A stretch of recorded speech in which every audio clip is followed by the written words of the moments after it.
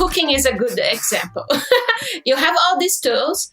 If you don't have like a good recipe, if you don't have the willingness, if you don't have, the time, it doesn't matter if you have the tools. You won't make it happen.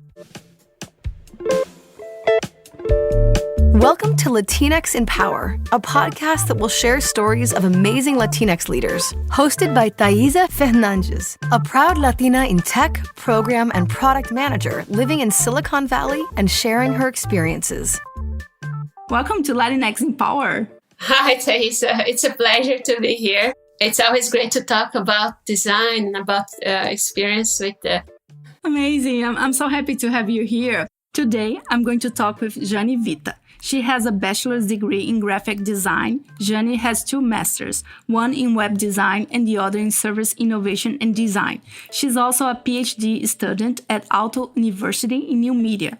Jane is a design director at Digitalist Group Network and is based in Helsinki, Finland, which is where we first met. And I couldn't be happier to talk with her today. So I want to first start asking you, what does it mean to be a Latina for you? Oh, that's a lovely question.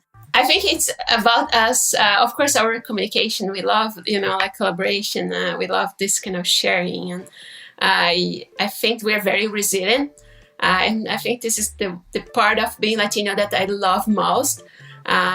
Because things are not always easy, right? So we always have this kind of feeling that things can be done at a certain point.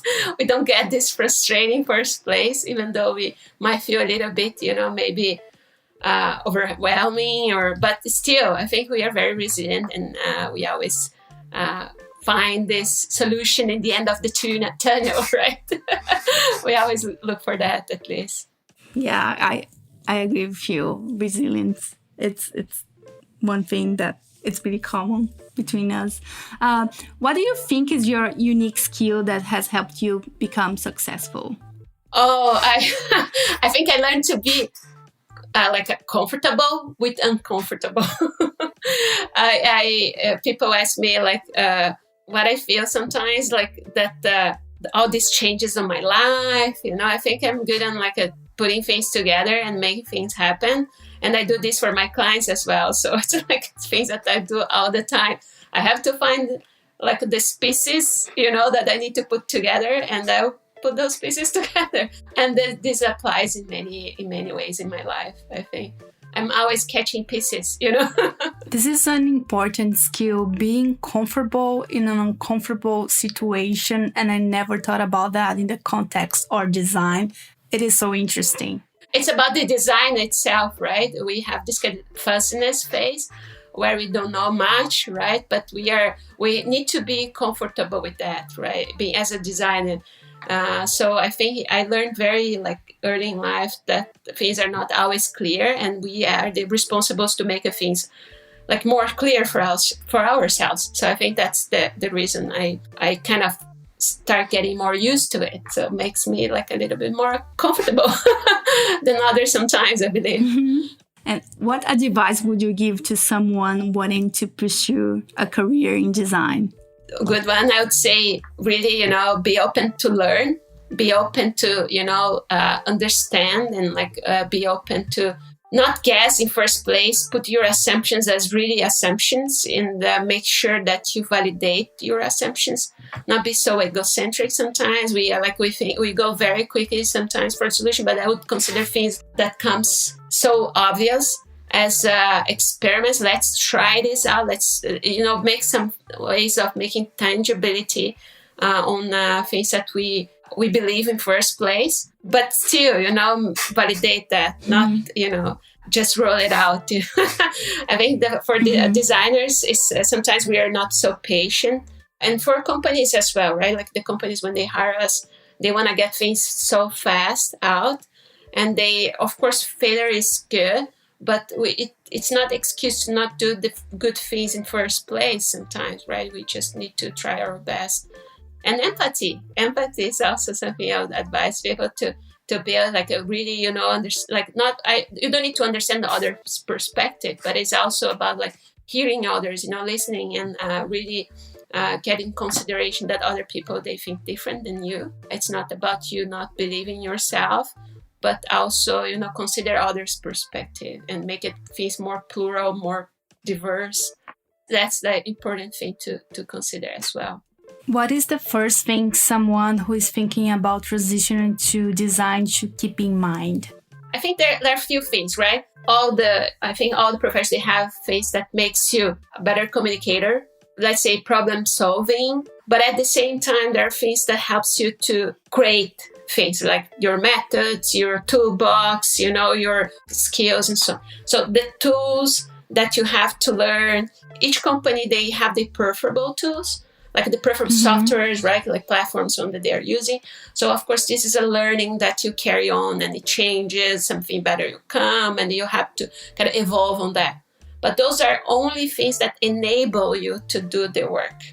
But then there's the other soft skills that you have to build, right? Your resilience, on like going after, this information that you need, the kind of openness you have, to actually receive these informations, to make sense of it, system thinking, trend thinking, futures thinking, you have to build, understand like an impact. And there's so much that it's important you to think about. That's not only the tools you learn in 2-3 weeks, right? And you get some like UI templates and sometimes like things that are ready-made that you could benefit from. So I truly believe that design is much than that. So if someone is joining like now, if you want to be a successful like a UX designer, I would say that you should be able to prototype, should be able to make your ideas tangible so you are a better communicator as well. If you didn't have the luxury to study design, and your choice were not in design field in first place, you might not have this experience of learning the root of design itself, those pillars. It's like a constant learning, right? It's something that you're going to join the field and you have to adapt all the time. So things that I learned, like the tools especially, that I learned many years ago are not the same ones I'm using today. So I think that put us in the same place as a craft maker, but in terms of experience and this kind of like situations in life and the kind of solutions and knowing the directions, it's built with experience, right? So I think there is this we need to do. We have to experience things and learn from there, learn from others as well. So I think this is important. This is a really good advice. I can imagine that for a lot of people, when they think about transition to design, the first thing that comes to their mind is just the tools. Like people are using Figma now, I should learn about Figma. And I think it's the tool of the moment, right? So you should learn that, of course. So you can make things happen, right? Of course, it comes to knowing how to extract information, from stakeholders, knowing how to extract, this kind of value creation, the value, the experience for the users, the customers, right? But you should be able to learn those skills as well, right? It's a constant learning. And so for some people, this might be disappointing. People might think that they don't need to learn, but this is a profession that you are constantly changing and learning and evolving. The entire experience itself is changing, right? Because we are learning that many of the things we build on the wants are not the right thing to do, right? People say, I want this, I want that. And I'm like, oh, but maybe what you want is not good for you. So we are not building any value for you. So how does this work? So if you are pushing things just to make people more addictive or using something more, it's not like a truly impacted, like in a good way, their lives. So you're not building any value. You might put a lot of money on the company, which is good as well, right? Because you have employees, you have people that, work for the company. So in some way, the companies, they benefit from being profitable. It's not a bad thing. But what if we look at other things, alternatives that makes this kind of chain, work a little bit better, a little bit more holistic thinking, right? Like the way sometimes we tend to focus too much in one direction, and maybe it's not the best direction in the long term. So I think there is a thought on that nowadays. That's not only customer centric, right? It's not only company centric either, but it's interesting things that people are discussing. I love that. So you participated in many design conferences as a speaker. And what's your favorite thing about these opportunities? I never considered myself a professional speaker. That's true. And I think this was one way of how I could, maybe get better on communication. Because I think when I in first place, I wasn't ever like so good on I learned English when very, very late in, when I was already 20, when I could afford, classes and so. So I started learning already working, so not much time to dedicate to it. And then when I moved to Finland, this actually hit me, nicely, let's say. And then I had to dive into that and, started communicating. I think this in the sense of language, really, use the language as a source for your communication. And I think being a speaker puts you in this uncomfortable and vulnerable and it's challenging. I see that there is some respect you build. It's so lovely to see people inspired. And that actually motivates me to go again and go again. And all these dialogues that are generated after, those talks, people, they contact me, they come and ask about things. And Jane, if I see that there is a positive influence that happens when I go to those talks. It's a way of giving back to the community everything I learned, everything I have been learning, from others. It's not easy. And I don't think for me, it might not be ever easy, but I enjoy a lot. It makes me happy to see people get involved with some of your thoughts and pushes, right? Because my thoughts are not only my thoughts, are thoughts from the community.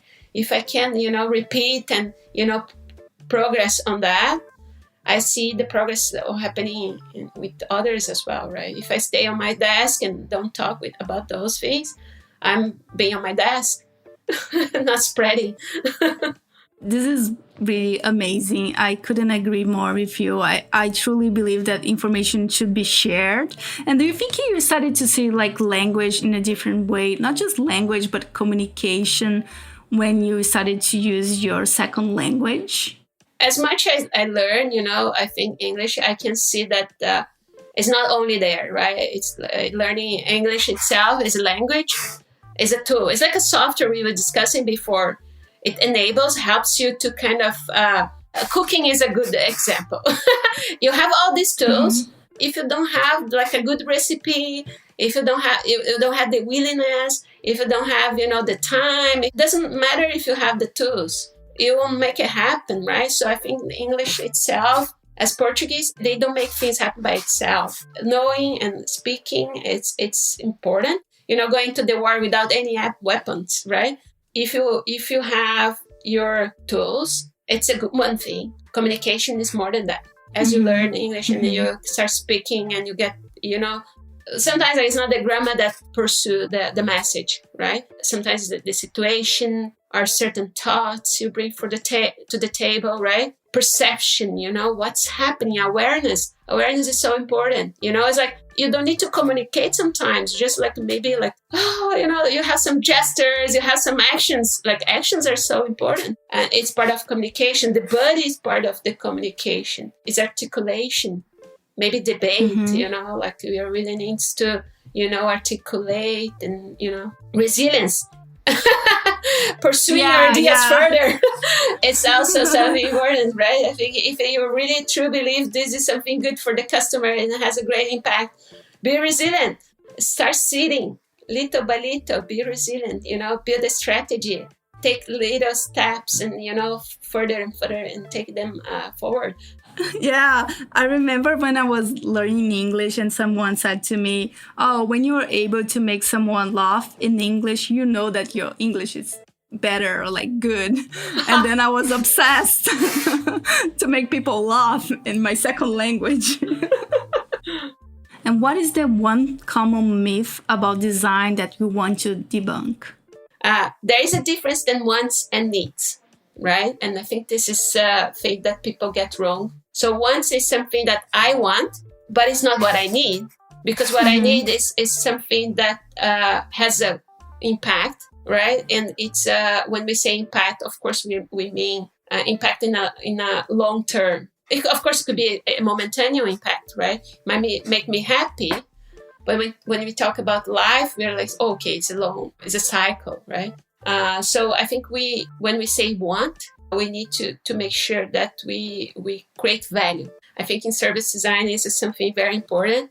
Is the value creation. Value creation is something that is an exchange of values, and this exchange of values is like it has many actors. It has many, so it's a collective. It's not like individual. So when you think about the person, you think about the society, you think about the community, you think about it's not only the user as a center, but the situation itself, like the impact this creates, the entire chain. So I think it's a little bit more holistic. So I think the myth in this is the user-centric design itself. I think it's great to understand the user stories, the task flow. So we say, okay, this is something I need to print. That's it. So how to print, you get it, the printing screens, like most adorable possible. But then when it comes to things that is a good paper, is, you're printing what printing, is this print sustainable? The entire problem, like on printing things itself, is there a better option? You know what I mean? So those things we are not really going after when we are just printing as a task, right? When we print as an experience, it's much more than that. What I do with my printer when when the ink costs the same amount as the printer, I'll buy another printer perhaps, right? A better one. No, maybe. But it's very tempting, I must say. Like when we go after the ink sometimes, it's like, my goodness, I should just, get a better printer. This is an interesting mindset. So it's not, I think the companies, they tend to concentrate on tests, right? And not in experience. So this is a myth as well. People think that tests are experience and they are not. It's fascinating how the conversation changed from I need to print something to should I buy a printer, and then deciding where you're going to print the thing or which paper you're going to use, and later on even rethinking the need of printing something. Oh, there is a lot of like a user consciousness about, and this is happening nowadays, right? The change of the power of it's on the customer point of view. It's a conscious that they have on saying, should I print that in first place? Mm-hmm. So I think the good business would bring these thoughts, if they learn that the customers are in this mindset, how this changes, what kind of change this provokes on their organization. It kind of brings other considerations. How would you describe the difference between service design and other types of design? Oh, I couldn't start without saying the design is design. As much I kind of surface different areas of design, and I can say this, I think I could say this with property because I didn't do anything in life that wasn't like designing, So I started as a designer and I continued. I had this take on like marketing in the very beginning, but still I was working with, newsletters, I was working with the design identity, right? Like the logos and marketing material. So I'm still like there in the design. And I had this passion about fashion in the beginning. I had the passion about, some like a wearable. It's interesting to see that design itself, they have its pillars. And then people, of course, during these years, I think we focus depending on the need, like on the need of the market, on the need of the profession itself. We focus on different areas. So I would say that when you learn design, you learn the 4 pillars, right? The design management, the design plan, design resourcing, and design execution. Of course, design thinking is an old gem here. But let's say when IDEO started popular, democratic, like more popular, right? They were bringing design to the strategy level. But strategy as a focus is like thinking about what you're going to build, your solution. In the strategic level, when actually you're before planning, how does this impact your business? How customers, and of course it's customer-centric. We always build something for someone to use. I think in the beginning we were so paying attention to the execution level of like influencing, converting, understand like a focusing, learning process, how people learn better. So you really, is ability, right? So you really, really brought this up quite nicely. But then wasn't this strategic because we were not thinking about things in a long term? We were not thinking about things on how this would impact. And what happened was like we would take something in use, and this wasn't like the thing that they didn't need that. It was really a push, so then they thought that, okay, doing a good marketing campaign would reach a lot of people. So of course, if you reach like thousands, if it's 1% of thousands, it's a good number, right? So I think marketing played a very, very good on making people wanting things, right? Oh, this is something that I could benefit from because it was very appealing, attractive.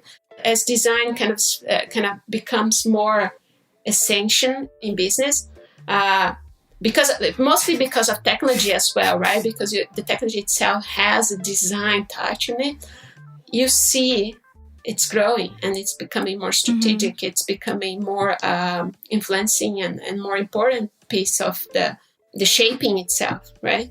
And when it comes to service design, I think the service design comes to complement this thinking and making this a more holistic experience. I would say like a more holistic and more strategic way of approaching, because you consider employees' experience, you consider operations, how actually create value, how deliver this value, how other things that we sometimes we don't have access as a UX designers, right? Like when we say, I'm actually building screens, I don't have access to all these other pieces of the business that I could consider.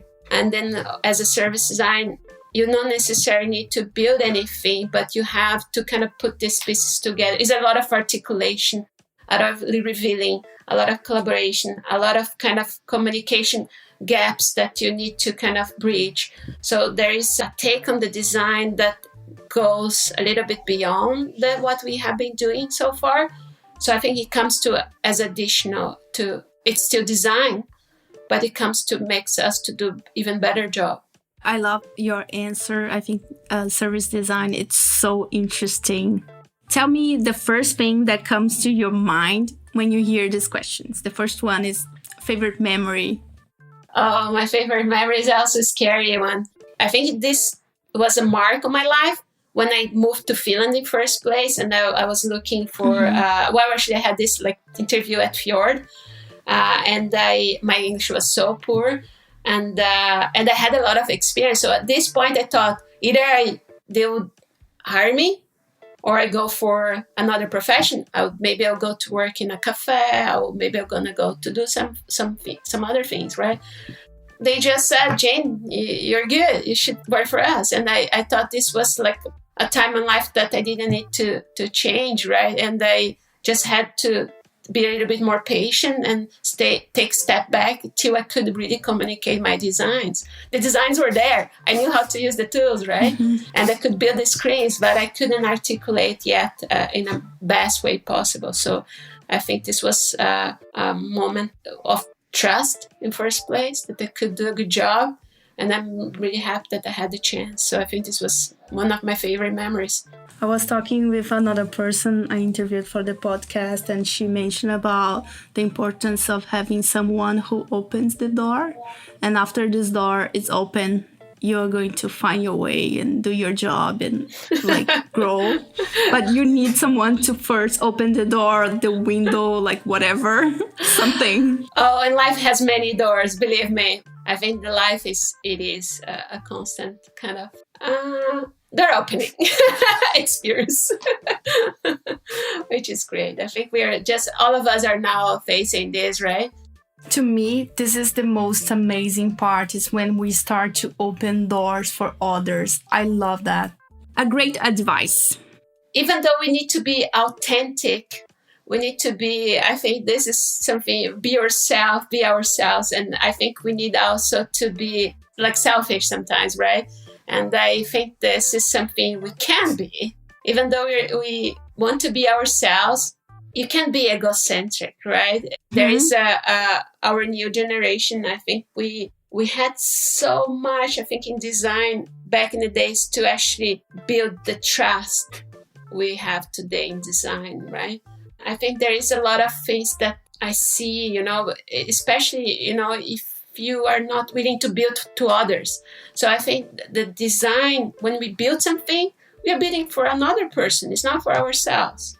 Or like for construction companies, even though I talk with their employees, with builders, with people that I haven't ever, worked in the construction before.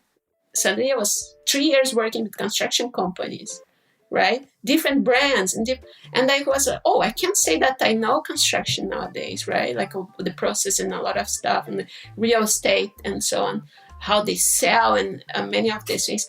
But it's far from our comfort zone, from what we know. So we can't be able to. And people, I think people sometimes are very picky as well. I want to, work for this company that does it, and not for machinery, for instance, like for mining companies or And it's interesting because when you choose to be designer, it's like a doctor, right? You're there to cure patients, to cure, depending on the sickness they have. They might get your specialization, right?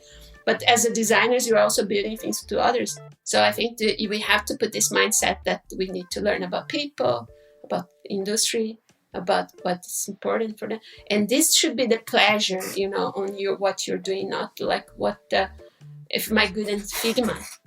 Of course, transitions are great, you are ending the point, but you cannot do, if you choose to be a motion designer, you still need to kind of pursue and convey a story, a message. So it's not about aesthetics only, right? It's about messaging. It's about, the communication we were talking before, right?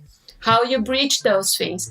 So I think that skills only help you to, your craft skills only help you with that. But I think we have we have a bigger challenge. And Scandinavia. Well, and they came to my mind straight away. It's like design patterns. They have patterns in fabric. They have patterns in ceramic. They have patterns everywhere. You see, it's a very systematic and effective way of, creating these kind of platforms. And they're good on building these foundations. I think this is what it makes me sometimes, like as a Brazilian, I see the complexity overcoming the foundation. And sometimes, like when you lead to this reality, it's not as complex as this complexity that all these thoughts that are put on top, right? So if you manage to get this foundation, I think they're really good on finding this foundation. And they can be very diverse after that because they are tailoring, So I think that's the dynamic I see here. And it's constantly evolving. It's easy to evolve when you have the pillars, how the structure of the building sometimes just gets, the pillars are still there. They still need the pillars about ages, right? They always needed that. But the material, the things on top, so those are the things that evolve, how this looks like and so. So I think that they're good on that. Your superpower. I think it's perseverance, I think it's perseverance, and I would say smiling as well, because even when I'm nervous, I smile and people think I'm happy, but I'm super nervous. It's like, I couldn't relate more to that. Sometimes people ask me, are you always happy? I was like, no, I'm actually really grumpy right now. But let them think that. What are the best resources that have helped you along the way? I have been, in the design community, like ICA for quite long. I have been in the Service Design Network for quite long. I think there's a lot of dialogue there. I follow, the videos from conference. I go to the conference. I listen podcasts. There are a few here, like UX Lab, like blogs, right? Like a UX Collective is a great one. I follow trends like from Trends Watching. It's good. For instance, McKinsey has like a regular, articles around the industry, changes in the industry. Really good resources. So we have design communities, podcasts, conferences, and blogs. And how about books? Do you have any book you recommend? If I tell you about some books, I like the one that kind of blows my mind, the Good to Great book. I think it was a great one to read from Jim Collins. It shows that when you're doing good, is where you can get disrupted, right? Because you don't see that you can get better. So there's a lot of course, thoughts on that. But changing from good to great is more difficult than when you're doing so bad that you need to prove to great already, right? So it's easier to go from bad, like something that's not working, to something that would work perfectly. When you are good, it's good enough. So people, they are on enough. So they don't go to great, right? So they don't see, it's like in the blind spots, right? And service design resources you recommend? Well, then the service design, doing and thinking, like from Mark's taking the on. He was my teacher, so it's quite biased. Adam and Marcus and Jacob. So I like the touch they have on like facilitation, this kind of integrative thinking point of view. I love, that they have in the second book, they have a bunch of, actual practice. What else? I think some of these books that helps you to see the process, like a King Godwin, Designing for the Digital Age. I think it was a great book as well, because it shows, like it's a handbook. So it like those books that have like all the steps and process and methods. It shows so many things. It's a huge one, but it's great. I like that. Oh, the liminal thinking is a good one. I actually have the note here. The liminal thinking also shows you like this kind of perspectives, and I think those are great. People are different, right? And sometimes like what is obvious for us is not obvious for others. And actually our obvious things are not always they're not similar, right? Sometimes they come from very different mountains. So you have to see the reality, what is happening in the reality, I love your tips. I love when people recommend books. So I'm going to link all the books you mentioned to the description of this episode. And I'm really happy about that. Oh, great. Great to hear.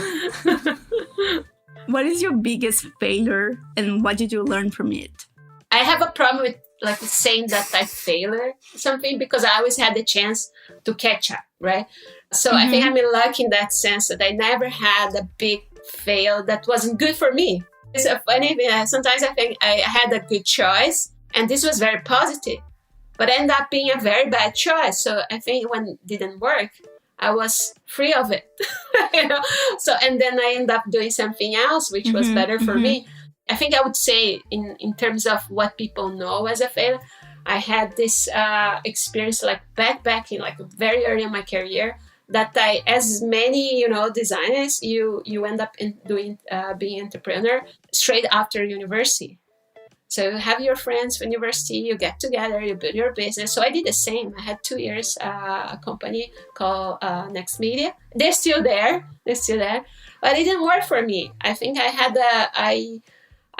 to make money, right? I couldn't cope with the uncertainty of the business itself by this point. Even though we were doing super great, I think if we would take the same direction, they changed a little bit the direction from what we ideated in the beginning, we could be like a pioneer, right, in the industry. I think it was difficult for me to leave. I consider this was quite early decision I made in life to be entrepreneur. But at the same time, it was really good. You see, so it was a great experience. And I think I learned so much. I learned to be independent. I learned to be, to take things together and, make things happen, because I didn't have much wealth, to go after. So I had to be independent in the first place. So I think it gives you this kind of toughness a little bit that you need sometimes to make things happen. And I think this wasn't really a failure, but I failed on continuing the business. I'm lucky to say that I never had a big thing that happened that impacted in a way that I couldn't catch up later. So I think being prepared, I think it's important, and being motivated as well to go after. I think sometimes I feel some of these failures in life makes you a little bit depressed. You might not feel that you're in a good shape to kind of move on, but I think we have to trust ourselves, right? And we have to do the next step. And sometimes not easy. I know it's not easy, but just doing the next step, you're already influencing your next in life, right? So I think it's important to take these steps. And what does it make a successful team, in your opinion? Oh, I think the synergy, right? I think it's like any team. I used to play basketball. So I think the synergy between people, how they read each other, how you embrace each other and you actually there for the others as well. You're not against the person. I think you look at this person as like, well, why they're not doing well or why it's happening. You build it, but you can open a great communication. So, we were saying about like a safe environment so you can share your thoughts, where you can maybe not feel good and share your thoughts, and someone won't tell you're weak or won't tell you, say that you're exposing something, because you're in the safe environment, you're exposing to your colleagues and you're like looking for a collective solution, and then you're there together as a team. I think that it's hard when you are in a team that even though it's an effective team, if you share a thought, you become someone that criticizes or someone that, there's competition in this team, or there is, some kind of career ladder, someone, they think more about career ladder than anything else, right? There is, this dynamics should happen. When the team gains, when the team goes well, everybody will go well, and then the company will go well, and this just kind of grows. So I think a good team has a synergy. They can be themselves and they can expose their ideas and they can, dialogue and discuss and debate. And what is helping you to cope during this pandemic situation? What I said, I'm my family. I'm like with them all the time. I think it's been amazing, that we can count with each other. I think this is the first time in life I really, dedicating my time to my kids. And to be honest, like I'm not traveling, so I could go somewhere, but we just thought we want because we want to explore Helsinki. So I have been in museums with my kids, just to, it's a pandemic situation. Of course, there's like limited people that can be there. All our precautions we're taking. So my friends as well. So I can tell my friends. My friends are like, I have friends in Brazil still. I have friends in Canada. I have friends here. I have friends like in Europe. So in all other places, even like when it's remote, we have been communicating so much more. I don't know why we were always like remote in some ways, but it's funny because just people just got used to communicate with friends more. So I think it's a great thing that's happening. That was amazing. We are getting to the end. I want to thank you for your time. I learned a lot. That was really fun. Thank you so much. Thank you. It was my pleasure to talk with you, Thais. And I wish you like all the success with this podcast. It's so important that our Latino community gets together, especially UX designers, because we can offer so much, right? And we can actually like with this role, I think we really, really need a little bit more global and local. It's like thinking global and acting local. In summary, I want to highlight 4 important things that Jane shared with us today. The first one, the importance of communication and soft skills that help you to be a better designer. Second one, learning the tools, but also the process, how to build value, and the importance of holistic thinking. Third one, the difference between wants and needs. That was really interesting. And the fourth, people and companies, they tend to concentrate on tasks, not the experience. So think about that. That's it for today. Thanks for listening, and I hope you enjoyed it. We'll have more interviews with amazing Latinx every first Tuesday of the month. Check our website, latinxempower.com, to hear more. Don't forget to share comments and feedback, always with kindness. See you soon.